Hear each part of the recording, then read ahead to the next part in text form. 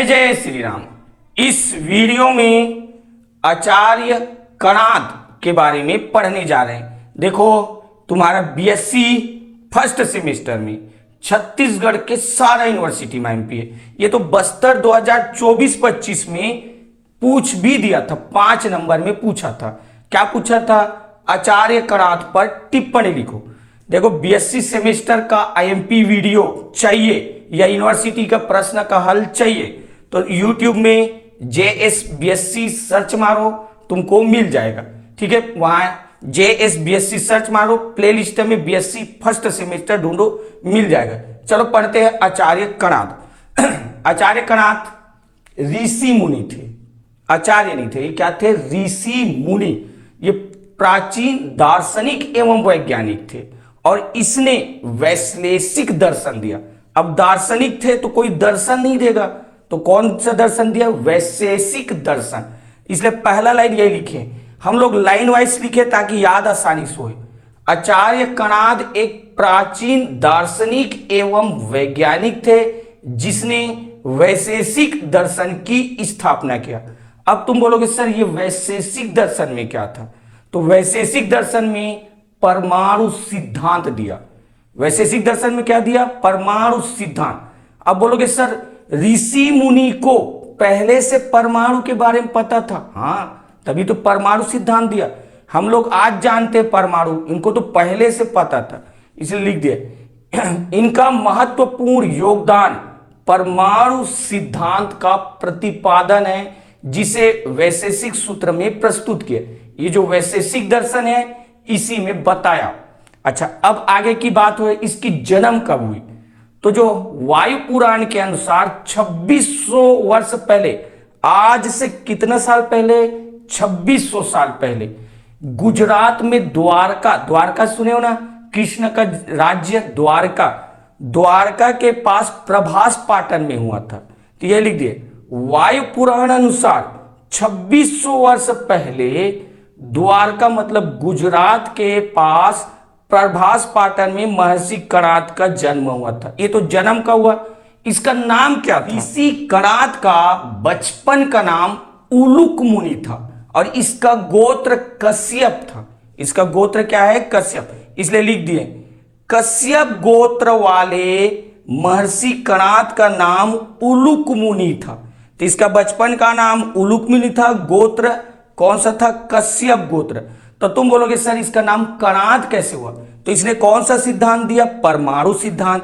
तो परमाणु सिद्धांत जिसको कण सिद्धांत भी बोलते हैं, परमाणु सिद्धांत को क्या बोलते हैं? कण सिद्धांत। तो ये कण के कारण ही कणाद नाम पड़ा।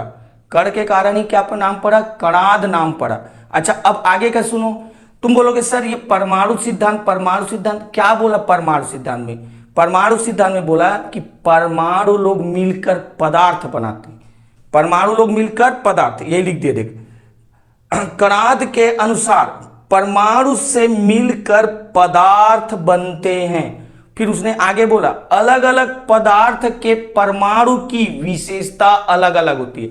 एक बार और सुनो, अलग अलग पदार्थ है तो परमाणु की विशेषता भी अलग अलग। तो आगे यही बोला, अलग अलग पदार्थ के परमाणु की विशेषता अलग अलग होती है। चलो मैं इसको समझा रहा हूं। अलग अलग पदार्थ, शक्कर अलग पदार्थ है, नमक अलग पदार्थ है। तो शक्कर के परमाणु की विशेषता अलग होगी, नमक के अलग होगी। शक्कर को तुम टेस्ट करो तो वो तुमको मीठा लगेगा, नमक के परमाणु टेस्ट करो तो खारा। तो यही तो बोला, अलग अलग पदार्थ के परमाणु की विशेषता अलग अलग होती है। और जानते हो परमाणु की विशेषता अलग अलग होती है। इसी के आधार पर उसने वैशेषिक दर्शन की रचना की थी। आगे इसे लिख दे, इसी आधार पर। किस आधार पर? क्यों? अलग अलग परमाणु की विशेषता अलग अलग। इसी आधार पर महर्षि कणाद ने वैशेषिक दर्शन की रचना किया। अब बोलोगे सर ये वैशेषिक दर्शन में क्या है? तो वैशेषिक दर्शन में इसने पूरे विश्व को ही 7 भाग में बांट दिया। विश्व को कितने विशेषता में बांट दिया? 7 विशेषता। तो ये लिख दिए, इस दर्शन के अनुसार संपूर्ण विश्व 7 विशेषता, अब 7 विशेषता को उसने नाम बताया, द्रव्य, गुण, कर्म, सामान्य, विशेष, संभाव और अभाव में बटा है। तो 7 विशेषता ये नाम लिख दिया। ये लाइन याद है तो अच्छा है, नहीं तो और अच्छा है, तुम्हारी मर्जी। अब आगे का सुनो। देख, हम लोग परमाणु सिद्धांत आजकल के वैज्ञानिक केवल 200 साल पहले दिए, डाल्टन ने दिया। हम लोग को पढ़ाया जाता है परमाणु सिद्धांत किसने दिया, तो डाल्टन ने दिया बोलते। और कितने साल पहले दिया, 200 साल पहले। डाल्टन ने परमाणु सिद्धांत 200 साल पहले दिया, जबकि जो हमारा ऋषि था ऋषि कणाद, जबकि ऋषि कणाद ने 2600 साल पहले दिया। 200 साल पहले और वो 2600 साल पहले। हमको यही पढ़ाया जाता है, रटाया जाता है कि परमाणु सिद्धांत के जनक कौन थे, किसने दिया, तो हम लोग लिखते हैं डाल्टन ने दिया। फिर आगे किसने खोज किया, तो रदरफोर्ड ने परमाणु मॉडल दिया। फिर आगे रदरफोर्ड ने दिया। फिर इसमें कमी था तो किसने दूर किया, तो बोर का परमाणु मॉडल। तो 3 लोग पढ़ते हैं, डाल्टन का परमाणु, फिर रदरफोर्ड का परमाणु मॉडल और बोर। और ये सब कब की कहानी है, 200 साल पहले। जबकि ऋषि कणाद ने कब दे दिया था, ये 2600 साल पहले।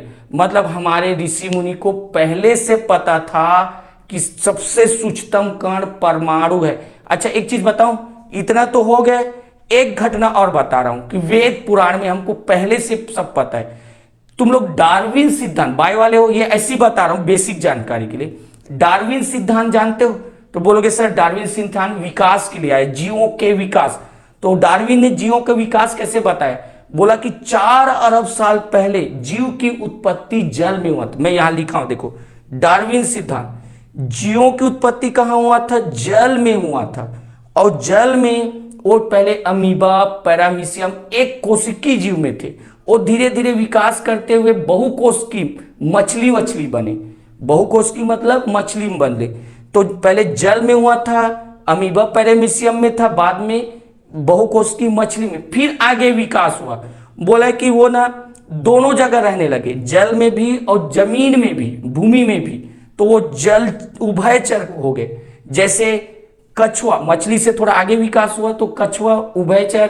तुम्हारा मगरमच्छ जल में भी रहता है और थल में भी रहता है, तो उसको उभयचर हुए। फिर बाद में बोला और ज्यादा विकास हुआ, अब वो जल में नहीं रहता, केवल थल में रहने लग चालू हुआ, केवल थल में। जैसे पशु जानवर लोग, जैसे कुत्ता, गाय, भैंस, ये लोग हमेशा किस में रहते, थल में। तो आगे थलचर हुआ, फिर बाद में उसका विकास हुआ और विकास होके वानर बना। क्या बना, वानर। ऐसा कौन बोला, डार्विन ने। फिर वानर हुआ, फिर वानर से विकास हुआ और मनुष्य बना। को बोला जाता है बंदर से मनुष्य बने। ये किसका कहना है, डार्विन का। और यही बात हमारे वेद पुराण में लाखों साल से लिखा है। कैसे लिखा है, भगवान के 10 अवतार, गूगल सर्च करना, 10 अवतार निकल जाएगा। विष्णु पुराण में 10 अवतार, विष्णु के 10 अवतार। पहला है मत्स्य अवतार, पहला अवतार गूगल सर्च करना मिल जाएगा, मत्स्य अवतार मतलब मछली का अवतार। तो भाई जल में कौन रहता है, मछली। तो यही तो बोल रहा है कि जीवों का विकास जल से हुआ। हमारा वेद पुराण भी बोल रहा है कि मछली पहला भगवान बना। फिर कौन बना, उभयचर, जल और थल दूसरा में। तो उसका दूसरा अवतार कूर्म मतलब कछुआ अवतार था, कच्छप अवतार, जो दोनों जगह रह सकता है, जल में और थल में। फिर आगे ध्यान से सुनो, वो थलचर बने मतलब पशु के रूप में बने, पशु के रूप में। तो भाई हमारा अगला बराह अवतार हुआ। बराह सुअर को बोलते हैं, सुअर अवतार में है हमारा। तो विष्णु का तीसरा अवतार सुअर अवतार है। फिर इसके बाद थलचर के बाद वानर रूप, बंदर रूप, मतलब उसमें थोड़ा आदमी का भी गुण है और पशु का गुण है। तो भाई हमारा अगला अवतार भगवान विष्णु का नरसिंह। नरसिंह मतलब उसमें आधा पशु शेर का रूप है और आधा मनुष्य का रूप है। तो देख बानर आधा मनुष्य और आधा बंदर, इस टाइप से। तो वैसी नरसिंह अवतार है। बानर के बाद किस में बदल गया, मनुष्य में। तो भाई नरसिंह के बाद आधा शेर आधा पशु के बाद सीधा मनुष्य में वामन अवतार। तो वामन में भी छोटा मनुष्य, बटुआ मनुष्य बना है। हाँ, इसके बाद वामन अवतार के बाद पूरा मनुष्य बना परशुराम अवतार। फिर परशुराम के बाद राम, फिर कृष्ण, फिर बुद्ध। अभी 10वां अवतार नहीं हुआ है, ये 9 अवतार तक ही लिखा हूं। 10वां अवतार कल्कि अवतार, कलयुग में होगा। तो भाई ये कहानी क्या है, मैं कहानी ये बताना चाह रहा, ये अवतार हुआ कि नहीं हुआ पता नहीं, लेकिन डार्विन बोला कि ऐसे ऐसे जीवों का विकास हुआ। हमारा भगवान भी तो ऐसी ऐसी हुआ, सेम लग रहा है। तो हमारा वेद पुराण में पहले से लिख दिया था कि जीवों का विकास ऐसे हुआ है। वही चीज 200-250 साल पहले डार्विन बताया, और हम लोग पढ़ते डार्विन का सिद्धांत, वेद पुराण को नहीं मानते। ठीक है, एक काम करना है, वीडियो रोक लेना और ये छाप लेना।